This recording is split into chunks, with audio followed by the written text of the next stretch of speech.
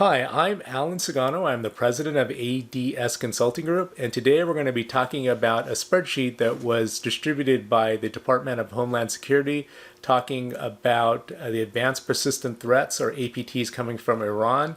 And today we're going to do a deeper dive into exfiltration. Dun dun dun. So let's take a look and see what's going on with exfiltration. Hi, I'm Alan Sagano. I'm the president of ADS Consulting Group.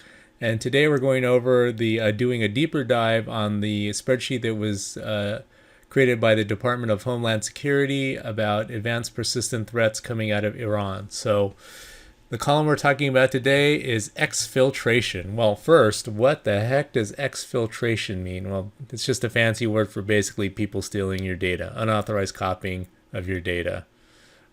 So after they get in, right, they'll steal your data and then basically maybe even throw like crypto on it to make sure you can't even get to it.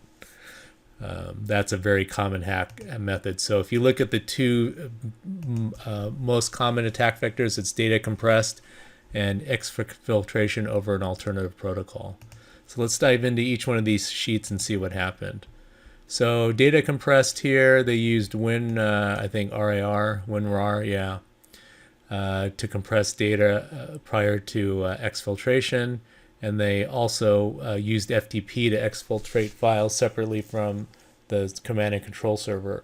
One of the things we're recommending now is to limit, if not completely block, FTP traffic.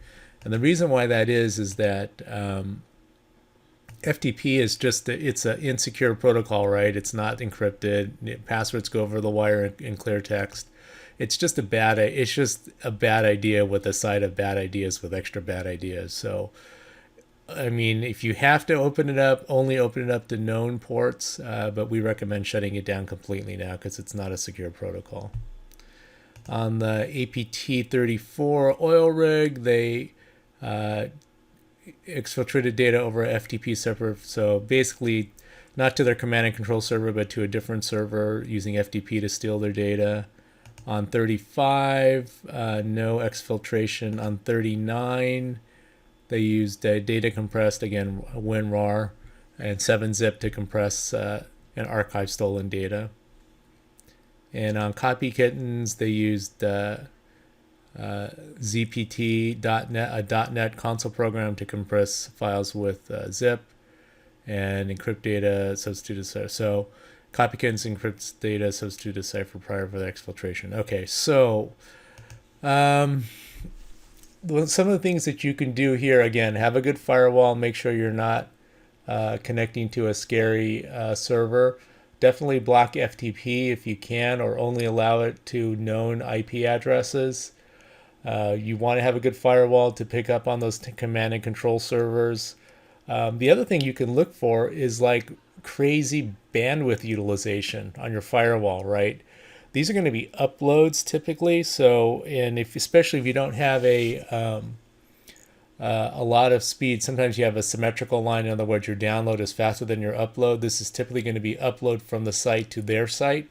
So you want to look for unusually high traffic, especially after hours, right? Like, what the heck? Why did we transfer a gig or a terabyte worth of data or whatever it is at 3 a.m.